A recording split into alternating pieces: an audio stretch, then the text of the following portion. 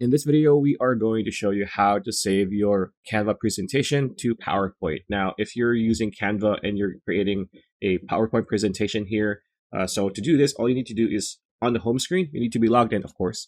Click on presentation, and then here you'll have a new tab and you'll be able to choose a PowerPoint presentation layout. So all you need to do is hover on the left-hand menu, and you're going to see some presets, some templates here. For example, let's choose this one. Right? Apply all 15 pages. So for example, you've finished your presentation, you've checked everything, right? All the pages are correct, no mistakes. Now you want to save this as a PowerPoint presentation. All you need to do is look to your upper right corner of your screen, click on share.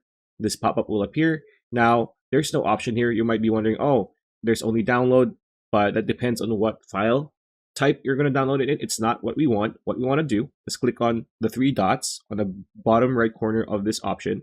It says see all. Click on this.